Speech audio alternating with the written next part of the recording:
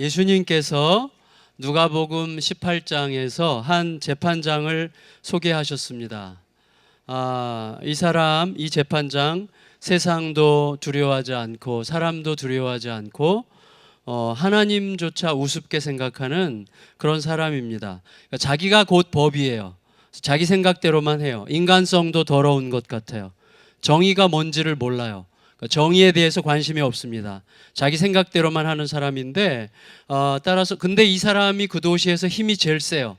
그러니까 그 도시의 행복을 기대할 수 없죠. 제멋대로고 인간성 더럽고 정의를 모르고 그리고 아무도 두려워하지 않고 자기 고집대로 하는 사람이 그 도시의 최고로 힘센 사람이라면 그 도시는 희망이 없습니다. 그런데 그 도시에서 가장 힘이 없는 사람이 하나 등장하죠. 과부예요. 과부는 힘없음의 상징이죠. 빌어먹으면서 살든지 소소한 잡일을 하면서 겨우 입에 풀칠하는 아주 비참한 여인입니다. 그런데 이 여인에게는 풀리지 않는 원한이 있어요. 원한이. 남편이 억울하게 죽고 모든 재산을 뺏겼을 가능성이 있는 그런 원한인 것 같아요. 하지만 그 도시, 그 흉흉한 도시죠. 리더가 그렇게 탐욕스럽고 이기적이고 자기밖에 모르고 고집불통이고 그 다음에 독선적이면 그런 도시는 흉흉합니다. 거기서 누구도 도움을 줄 사람을 찾을 수가 없어요. 결국 이 과부는 자기 원한 때문에 힘들어하다가 결국은 계란으로 바위를 치기로 결정했어요. 그러니까 정의를 멸시하지만 정의를 수행할 책임이 있는, 정의를 멸시하긴 하지만 정의를 수행할 책임이 있는 바로 그 재판장에게 호소하기로 결정했습니다. 그러니까 정의가 필요한 가장 힘없는 자가 정의를 우습게 생각하는 가장 힘센 자에게 정의를 구하는 이상한 상황이 된 거죠. 그게 세상입니다. 세상을 설명하는 거죠. 근데 기적이 일어났어요. 기적. 악한 재판장이 과부를 돕기로 결정했어요. 이유는 여러분 알듯이 정의를 중요하게 생각했기 때문이 아니고 정의의 중요성을 비로소 깨달았기 때문이 아니고 과부의 형편이 이해됐기 때문도 아니고 과부가 그 존재 자체로 존중받아야 되는 사람이라는 사실을 깨달았기 때문도 아니었어요. 과부가 너무 자주 찾아오는 통에 귀찮을 정도가 아니라 너무나 괴로울 정도였기 때문이었어요. 내가 살다 이런 여자는 처음 봤다 이렇게 생각한 거죠. 내가 더 이상 괴롭지 않으려면 대충이라도 문제를 해결해 주는 수밖에 없다라고 생각한 겁니다. 다시 말하면 완전히 이기적인 이유로 문제를 해결해 주려고 했죠. 그게 세상이죠. 세상을 묘사하시는 거예요. 세상은 그야말로 악을 써야만 정의에 대하여 소리를 겨우 들을까 말까 합니다. 듣는 것 같을 때도 사실은 정의 때문에 듣는 게 아니라 양심에 찔려서 혹은 내 입장과 내 체면 때문에 들으려고 하는 거죠. 정의가 겨우 이루어지는 것처럼 보일 때도 철저하게 실리적이죠. 괴롭지 않으려고 표를 얻기 위해서 내 공로와 치적을 위해서 그렇게 하죠. 그래서 어떻게 겨우 돌아가는 것처럼 보이지만 자세히 들여다보면 정의와 공의, 사랑과 신뢰로 돌아가는 세상이 아니라 각자의 명분과 이해관계 때문에 돌아가는 세상이죠. 그게 세상입니다. 예수님 당시가 그랬으니까 예수님이 오실 때부터 1000년 전에는 법이 훨씬 덜 발달했을 때는 훨씬 더 심했을지도 모르겠습니다. 따라서 솔로몬이 주목받는 게 당연하죠. 여러분, 우리 모두가 경험자인데 억울한 일을 당해본 사람은 정의라는 단어가 얼마나 소중한지를 알아요. 그래서 정의 교회도 있죠. 높은 뜻 정의 교회. 최근에 좀 주목받았죠. 좋은 일로. 참 좋은 교회라고 생각합니다. 그런데 여러분, 자, 어떤 일이 생겼어요? 어쩌녁에 분명히 내 금쪽 같은 아이를 안고 잤는데 아침에 일어나 보니까 그 아이가 죽어 있어요. 아주 경악스러운 상황에 깜짝 놀래가지고 자세히 보니까 내 아이가 아니에요. 내 아이가 아니야. 옆 동료의 아이야. 그래서 옆 동료를 찾으니까 내 아이를 자기 아이처럼 안고 있어요. 어떻게 된 거야 너? 그랬더니 얘가 내 애야. 그러는 거예요. 그러니까 심각한 시비가 붙었죠. 이 두 사람은 한 집에 같이 살아온 몸을 파는 여자들이죠. 3일 상간으로 아이를 낳았어요. 그래서 근데 아무도 몰라. 이 여자들이 몰래 아이를 낳은 것 같아요. 한 여자가 자다가 자기 아이를 몸으로 누른 채 자다가 애가 죽었어요. 아마도 그 전날 술에 쩔어서 잠들었을 가능성이 있습니다. 문제는 이 두 여인이 아이를 몰래 낳는 바람에 당사자들 외에는 누가 누구의 아이인지를 모르는 거예요. 아무도 없어요. 누구도 판결할 수 없어요. 그때 왕에게 갔어요. 재판장이었던 솔로몬이 굉장히 시원한 판결을 내렸죠. 우리 어린이들만 대답해 보세요. 어떻게 얘기했어요, 솔로몬이? 뭐라고요? 다시 시작. 어떻게 이렇게 잘 알아? 맞아요. 아이를 반으로 잘라라 그랬어요. 가짜 엄마는 뭐라 그랬어요? 진짜 엄마는 자르지 말고 야야야야 이렇게 주라 그랬어요. 잘했어요, 여러분. 진짜 잘했어요. 여러분 보세요. 재판장에게는 힘이 있습니다. 재판장의 힘은 참과 거짓을 구별해서 정의를 세우는 거죠. 힘 있는 자가 그 힘을 남용하지 못하게 하고 약한 자, 약자가 자기의 약함을 이용해서 부당 이득을 취하지 못하게 하고 강자가 약자를 품도록 격려하는 거죠. 그게 재판장의 힘이죠. 솔로몬은 그 힘을 굉장히 잘 사용했습니다. 근데 솔로몬이 그 힘을 잘 사용할 수 있었던 이유가 뭐예요? 하나님께 무엇을 구했기 때문이에요. 무엇을? 지혜를 다른 말로 새로 번역된 거는 모르는데 새로 번역된 우리 성경에 뭐라고 돼 있어요? 듣는 마음. 레브쇼메아라고 듣고자 하는 마음을 구해서 하나님 늘 하나님께 들으려고 하게 해주세요. 여러분 솔로몬이 그 힘을 잘 사용할 수 있었던 이유는 하나님께 듣는 마음을 구했고 듣는 마음을 얻었기 때문인데 하나님께 듣는 마음을 구할 수 있었던 이유가 뭐예요? 자기가 힘이 있지만 힘이 없는 자라고 생각했기 때문이에요. 무슨 말인가 하면 내가 지금 왕이고 재판장이기 때문에 힘이 있잖아요. 그렇지만 그 힘이 처음부터 사실 내게 아니라는 것을 알았기 때문에 하나님께 구할 수 있었던 거죠. 그러니까 솔로몬은 이렇게 생각한 거예요. 내가 아무리 이 나라의 왕이라고 해도 하나님 앞에서는 어린 아이에 불과합니다. 내가 아무리 이 많은 백성을 다스린다고 해도 이들은 결국 내 백성이 아니라 하나님의 백성들입니다. 따라서 어린아이같이 아무 힘도 없는 내가 하나님 백성을 다스리려면 하나님께 묻고 듣고 순종하는 길 뿐입니다. 이렇게 생각한 거예요. 그렇게 생각했기 때문에 이 자기의 힘을 잘 쓸 수가 있었어요. 힘은 너무나 좋은 거죠. 여러분, 그런데 중요한 건 뭐냐면 우리 아이들이 여러분 우리 소년부, 초동부 친구들 잘 들으세요. 뭐냐면 우리 아이들이요, 우리 어른들도 마찬가지인데 귀찮을 정도로 쉬지 않고 이것저것을 묻던 아이들이 어느 날부터 갑자기 묻지 않기 시작해요. 왜 안 묻는 거죠? 자기도 알 만큼 안다는 거야. 나도 알 만큼 안다는 거예요. 내 힘으로도 잘할 수 있다는 거. 그만 좀 귀찮게 말하라는 거죠. 물론 바람직한 일이에요. 바람직한 일이죠. 하지만 그렇다고 해서 더 이상 물을 게 없다고 생각하는 것은 너무나 위험한 거예요. 마치 히말라야 높은 산을 전문가의 도움이 없이 올라가려고 하면 죽는 거예요. 여러분 지리산 그 깊은 산을 아무 도움도 없이 혼자서 내가 갈 수 있어 라고 자신감 있게 가면 헤매다가 죽습니다. 자녀들은 자기가 한 번도 가보지 않은 길을 날마다 가는 거예요. 그러니까 이미 걸어간 부모님에게 묻는 게 너무나 당연하죠. 묻는 거를 부끄럽게 생각하거나 수치스럽게 생각하거나 자존심 상하는 것처럼 생각하는 것 자체가 웃긴 거예요. 여러분 그런데 아이들만 그런 게 아니잖아요. 우리 어른들도 똑같아요. 우리도 매일같이 한 번도 살아보지 않은 날들을 무슨 일을 만날지 모르는 날들을 날마다 새로운 날들을 사는 자들이죠. 우리 모두가 다. 따라서 오늘과 내일의 왕이신 하나님께 묻는 것은 너무나 당연합니다. 그런데 어느 순간부터 안 물어요. 가만히 우리 자신을 보세요. 안 묻습니다. 두려움에게 묻고 염려에게 묻고 상처에게 묻고 분노에게 묻지 하나님께 묻지 않아요. 가만히 자기를 보세요. 두려움에게 계속 물어요. 현실적 대안에게 계속 물어요. 상처에게 물어요. 분노에게 계속 질문해요. 하나님께 묻지 않습니다. 굉장히 무서운 현상이에요. 스스로 자기 힘을 느끼기 시작하면 그렇게 되는 거예요. 자기에게 힘이 있다고 생각하면 누구에게 명령하는 것은 쉽고 대답하는 것 좋아하지만 묻는 것은 너무나 싫어해요.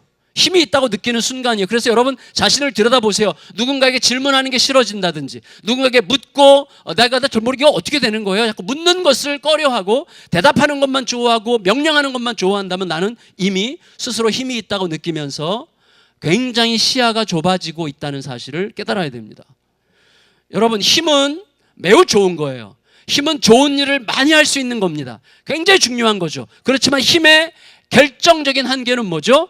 힘이 있다고 생각하기 시작하면서 시야가 현저하게 좁아지기 시작한다는 거예요. 시야가 좁아져요.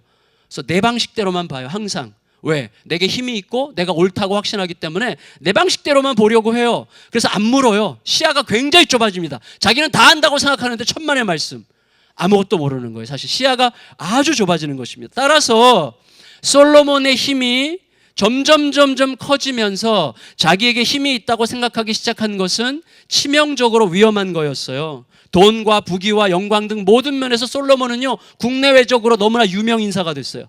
그러다 보니까 어느 순간부터 자기 힘을 의식하기 시작했고 자기가 스스로 힘이 있다고 느끼면서 시야가 점점 좁아져요.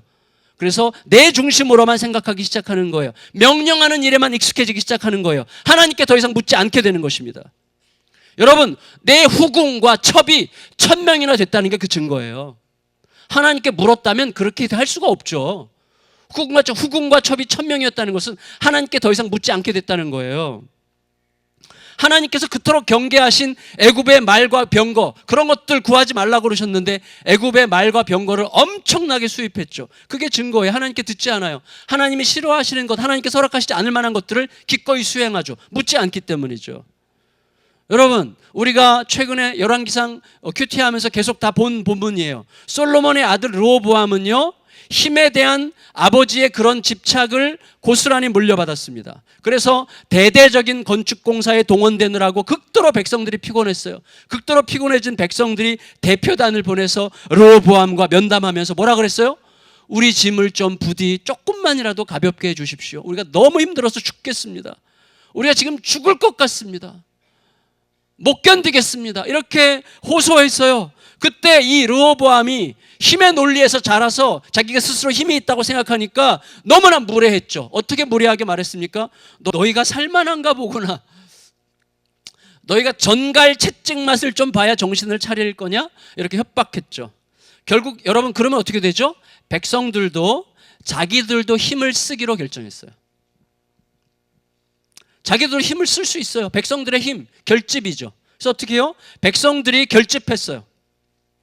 똘똘 뭉쳤어요. 그래서 백성들의 85% 이상이 똘똘 뭉쳐서 왕에게 등을 돌렸고 왕이 보낸 건축 감독관을 돌로 때려 죽였어요. 다시 말하면 힘 대 힘의 전쟁이 시작됐고 그 전쟁이 계속될수록 나라는 계속해서 망가져가는 거예요. 다 죽는 길을 가는 거예요. 그게 이스라엘의 역사죠. 그게 세상이에요. 힘 대 힘의 논리로 가는 세상은 결국 파멸입니다. 힘 대 힘의 절정이 전쟁이잖아요. 전쟁의 끝은 파멸이죠. 근데 그게 가정에서도 일어나는 현상이에요. 회사에서도 일어나는 현상이에요. 우리들의 삶에서 늘 일어나는 현상이에요. 힘 대 힘의 논리는 결국은 함께 죽는 것입니다. 교회에서도 그런 일이 생기는 일이 얼마나 많습니까? 교회에서도 힘 대 힘으로 두 집단으로 나눠서 싸우면 그냥 끝나는 거예요. 그냥 망하는 거죠. 그렇게 해서 황폐해진, 거미줄 쳐지는 교회들이 이 땅에 얼마나 많습니까? 누군가가 죽지 않으면 안 되는 거예요. 여러분, 그런데 안타깝게도 세상은 힘으로 돌아가죠. 근데 그 힘은 뭐예요? 마치 석유, 화학 연료들처럼 쓰면 쓸수록 세상을 망가뜨리죠. 따라서 여러분, 저도 지금 자동차 타고 왔지만 자동차를 타고 여기까지 오는 힘, 날 여기까지 데려다준 그 힘은 그만큼 세상을 오염시켰잖아요. 쓰면 쓸수록 뭔가 도움이 되는 것 같으면서 세상을 망가뜨리는 힘이죠. 여러분, 우리는 세상을 살릴 수 있는 힘을 찾아야 됩니다. 뒤늦었지만 세상은 지금 찾고 있죠. 태양과 바다에서 자연 친화적인 힘을 찾고 있잖아요. 자신을 다스리고 가정을 다스리고 세상을 움직이는 힘도 똑같습니다. 우리가 쓸수록 망가뜨리는 힘을 쓰고 있는지 아니면 살리는 힘을 쓰고 있는지를 늘 끝없이 물어야만 합니다. 르호보암은 백성들도 그래, 당신이 그렇게 힘을 과시한다면 우리도 힘쓸게, 우리도 똘똘 뭉쳐서 왕을 대적하고 나라 독립을 선언하고 이스라엘 둘로 남북으로 갈라졌죠. 근데 갈라지기 전에 르호보암이 이미 원로들을 통해서 자신 답을 들었어요. 여러분 이미 보셨어요. 어떤 답을 들었습니까? 원로들이 이렇게 얘기했죠. 열왕기상 12장 7절에서 왕이 만일 오늘 이 백성을 섬기는 자가 되어 그들을 섬기고 좋은 말로 대답하여 이르시면 백성들이 우리 짐을 좀 조금이라도 가볍게 해주십시오라고 말할 때 겸손히 듣고 그들을 섬기고 그들에게 좋은 말로 대답하여 이르시면 이 원로들이 뭐라고 그랬어요? 그들이 영원히 왕의 종이 되리이다. 거기 빠진 말이 자발적으로. 이게 굉장히 중요합니다. 여러분, 살리는 힘의 비밀이 거기에 있었어요. 진정한 힘은 왕이 백성을 섬기는 힘이에요. 왕이 진심을 다해 백성을 섬기면 그 힘은 백성이 자발적으로 자기 자신들을 왕의 종으로 내어주는 능력이 되죠. 여러분, 물론 왕이 그 힘을 잘 쓴다, 왕이 그 힘을 잘 쓴다, 섬기는 방식으로 쓴다고 하는 것은 무조건 양보하고 무조건 참고 무조건 용납한다는 게 아니에요. 왕이 그렇게 하면 나라는 망합니다. 때로는 단호해야 되고 때로는 좌절시켜야 됩니다, 백성들을. 하지만 그때에도 백성들이 왕의 진심이 섬김에 있다는 사실을 알게 되는 방식으로 그렇게 힘을 써야죠. 그래야만 됩니다. 나를 위한 힘, 죽이는 힘은 상대방을 비굴하게 만들어요. 나를 위한 힘, 죽이는 힘은요, 상대방을 비굴하게 만들고 적대적으로 만들죠. 이겼지만 사실은 다 잃은 거예요. 하지만 너를 위한 힘, 그를 살리는 힘은 상대의 마음에 감동과 감사를 창조하고 생명을 솟아나게 합니다. 물론 그런 힘을 이용하는 자들이 있어요. 상대방이 잘해주고 섬기면 넘버죠. 우습게 생각하죠. 충분히 권위를 발휘할 수 있는 사람이 겸손하게 굴면 그 겸손을 이용해서 우습게 생각하려고 하는 못난 사람들이 있습니다. 그러나 여러분,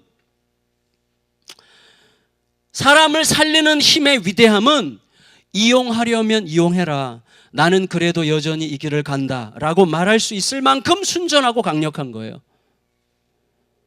이용해 먹는 사람보다 더 큰 순전함이 있고 더 큰 강력함이 있습니다. 나는 그 살리는 힘이 나를 통해 어디로 가서 무슨 일을 하는지 생각할 필요가 없어요. 내가 이렇게 섬겼는데 어떻게 된 거야? 물을 필요가 없어요. 그냥 섬기는 게 전부예요.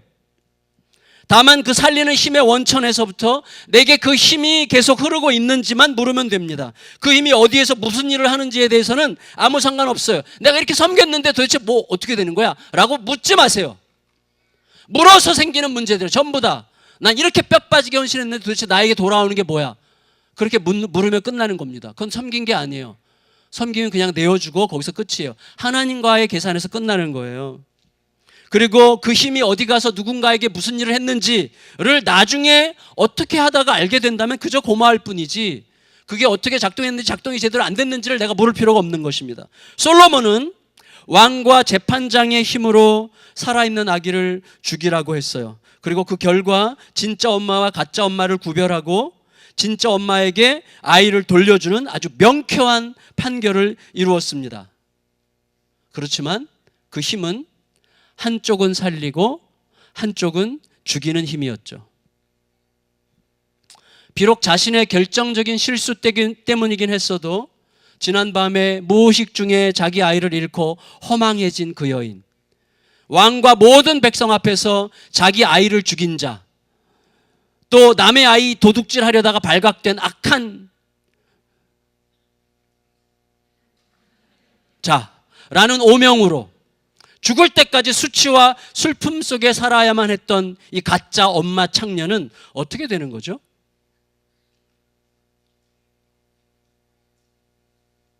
그 여자는 어떻게 되는 거예요? 솔로몬의 힘은 좋은 힘이었지만 이 여인까지도 품는 위대한 힘은 되지 못했어요. 여러분, 정말 우리가 정직해져야 됩니다. 뭐냐면 우리와 그 여인 사이에 어떤 차이가 있는 거죠? 우리는 현저한 차이를 느낌으로 나의 안정성을 확보하려고 하지만 과연 차이가 있을까요? 그 여인과 우리 사이에 하나님 앞에서? 어쩌면 우리 역시 내 욕망과 집착으로 우리 아이들을 죽이려고 했던 자들이 아니었습니까? 우리 아이들의 꿈을, 우리 아이들의 고유한 그의 존재성을 죽이려고 했던 자들이 아니었겠어요? 얼마나 자주 남에게 속한 것을 탐했습니까, 우리가? 우리는 우리 때문에 예수께서 십자가에서 죽으셔야 될 만큼 죄질이 나쁜 자들이었잖아요. 하지만 여러분, 최고의 재판장, 최고의 왕, 가장 위대한 힘을 가지신 예수님은 어떻게 하셨습니까? 무엇보다도 힘없는 아기로 오셨어요. 솔로몬이 자기 자신을 어린 아이라고 생각하는 동안에만 듣는 마음을 가졌던 것처럼 예수님은 어린 아기로 오셔서 예수님은 십자가에서 돌아가실 때까지 끝없이 듣는 분이셨어요. 매일 새벽마다 끝없이 듣는 분으로 우리 곁에 계셨죠. 근데 여러분, 오늘 큐티 본문에 보면 하나님께서는요, 아기 예수 탄생의 자리에 누구를 초대하셨어요? 누구만 초대하셨어요. 그 누구만의 누구가 누구죠? 누구를 초대하셨어요? 그렇지. 목자들을 초대했죠. 목자들. 하나님이 초대하신 대상은 목자들 뿐이에요. 목자들. 여러분, 전에 제가 그런 설교 드렸는데, 목자들을 초대한 이유는 우리가 어떤 잔치에 누군가를 초대할 때 초대하는 자가 누군가 하는 것이 이 잔치의 성격을 보여준다 그랬죠. 그래서 이 잔치의 대표적인 고관 대작들만 초대한다면 이 잔치에 대한 우리의 생각과 이미지가 거기 있는 거잖아요. 그런데 목자들은 그때 어떤 사람들이었어요? 초라한 사람들이죠. 신뢰받지 못하는 사람들이죠. 법정에서 증인으로 설 수 없는 사람들이죠.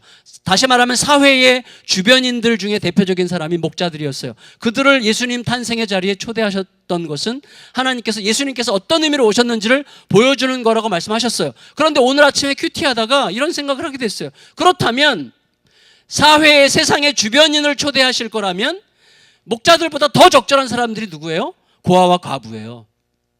고아와 과부와 나그네를 초대하시면 더 좋았을 텐데 왜 목자를 초대했을까? 왜? 그들이 목자였기 때문이죠. 왜냐하면 예수님은 목자 없는 세상에 참 목자로 오신 분이셨기 때문이에요. 목자 없는 세상이에요. 거짓된 재판장, 자기 힘을 남용하는 재판장들로 가득한 목자 없는 세상에 참 목자로 오신 분이 바로 아기 예수님이었기 때문에 그 자리에 목자들을 초대했다고 생각이 됩니다. 여러분, 이 참 목자는 살아있는 아기를 죽이라 해서 가짜 엄마와 진짜 엄마를 가르는 목자가 아니라 자기 목숨을 내어주어 그 사랑의 힘으로 진짜 엄마도 살리고 가짜 엄마도 살리는 목자시죠. 나중에 동방에서 온 박사들이 와서 드린 황금과 유향과 몰약은 예수님께서 이 땅에 누구로 오셨다는 걸 보여줘요? 왕으로 오셨다는 것을 드러내는 예물들이었습니다.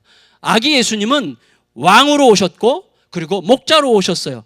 아기 예수님은 진정한 왕이 없는 세상에 참 왕으로, 진정한 목자가 없는 세상에 참 목자로 오셨는데, 그 진정한 왕과 목자는 자기 힘의 전부라고 할 수 있는 자기 목숨을, 자기 힘의 전부인 자기 목숨을 자기 백성, 자기 양떼들을 살리기 위해 내어주시는 왕이고 목자셨습니다. 그게 복음이죠. 그게 복음이에요. 나를 대신해서 죽으러 오신 참 왕, 참 목자, 그게 복음이죠. 그래서 하나님께서 오늘 큐티 본문에서 이렇게 설명하셨어요. 목자들에게 온 백성에게 미칠 큰 기쁨의 좋은 소식, 그게 복음이죠. 온 백성에게, 모든 사람들에게 미칠 큰 기쁨의 좋은 소식, 이게 복음이죠. 그렇게 말씀하셔요. 하나님께서 복음을 설명하신 거예요. 그 은혜가 저와 여러분들 안에서 설명되고, 우리 안에서 그 은혜가 도대체 어떻게 돌아가는지가 설명되고, 그 은혜를 힘입어서 나의 왕, 나의 목자 예수님을 따라서 그분을 따라가려고 하면 우리는 알게 돼요. 내 안에서, 또 내 가정과 내 주변에서 모든 것들이 차례차례 제자리로 돌아가는 이 진정한 샬롬, 평화를 보기 시작해요. 관계가 틀어질 때 그리스도가 우리를 바꾸어 제자리로 돌아가게 하죠. 그때 평화가, 제가 뭐라 그래서 샬롬이 뭐라고요? 모든 것이 제자리에 돌아가는 거예요. 그 샬롬이 보기 시작해요. 그리고 그 모든 것이 결국 우리는 알게 돼요. 이게 전부 다 하나님 덕분이라는 것을 정말 절절하게 고백하게 돼요. 그게 뭐예요? 하나님의 영광이에요. 하나님께 영광을 돌린다는 것은 이 모든 게 다 하나님의 일이고, 이 모든 게 다 하나님의 작품이고, 이 모든 것이 다 하나님의 역사였습니다라는 고백이 하나님께 영광 돌려드린다는 뜻입니다. 따라서 여러분, 성탄의 복음을 요약하는 가장 완벽한 찬양이 뭐예요? 지극히 높은 곳에서는 하나님께 무엇?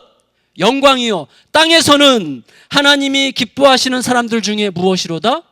평화로다. 영광과 평화가 복음이 되는 거예요. 다시요. 우리 모두에게 힘이 있는데 그 힘을 나를 위해 쓰지 않고 그를 위해 쓰고 그 힘을 죽이는 방식이 아니라 살리는 방식으로 쓰고 내 자존심이 사는 대신 모두가 죽는 게 아니라 차라리 내 자존심이 죽어서 차라리 사람들이 나를 덜 알아줘도 내가 옳은 길을 걸음으로 하나님의 뜻을 따라 걷는 길에 기꺼이 그 힘을 쓰므로 모두가 살아나는 길로 가고자 하게 되면 어느 순간 알게 돼요. 내 안에 평화가 우리 가정에 평화의 질서가 들어와요. 그래서 평화가 임하고 그 다음에 이 모든 것이 하나님의 작품임을 알게 되어 주님 앞에 영광을 돌리게 돼요. 그래서 하늘에서는 영광이요 땅에는 평화가 복음의 핵심 노래 가사가 되는 것입니다. 저는요 말씀을 마칠게요. 저는요 어쩌녁에 이 복음의 기쁨 한 조각을 선물로 받았어요. 저희 셋째 딸께서 자기가 원하는 방식대로 마음껏 살고 싶다고 요청했어요. 그래서 제가 살아라 했어요. 그래서 본인이 원하는 곳에 가서 한번 내년 2월 2일까지 마음껏 살아보겠다고 그래서 허락을 해서 본인이 원하는 지방에 가서 살게 했는데 아는 분이 몇 분 있지만 비밀이에요. 근데 벌써 한 달이 지났고 이제 한 달이 남았어요. 늘 마음이 초조하고 날씨가 추워지면 여기가 시리고 마음이 아프고 연락하지 않기로 내가 굳게 맹세했지만 나도 모르게 연락을 하고 막 그랬어요. 그런데 그 모든 과정에서 제가 자존심이 세고 제가 못났고 충동적이고 다혈질이기 때문에 막 올라오는 것을 눌러야 돼요. 그때 그러려면 하나밖에 없어요. 예수님만 생각해야 돼요. 예수님께 끝없이 물어서 사랑과 신뢰로만 대답, 뭔가 문자를 보내더라도 이게 내가 의심과 두려움에 여기 담겨 있는 건지 사랑과 신뢰가 담겨 있는 건지를 계속 물으면서 문자를 보내게 됐어요. 어쩌녁에 딸이 메시지를 보내왔는데 내용은 비밀입니다. 근데 결론적으로 이거예요. 지금까지 저의 막내딸로부터 들은 말들 중에 가장 묵직한 진심이 담긴 너무너무 행복한 메시지였고 제 아내랑 둘이 보면서 진짜 울컥했어요.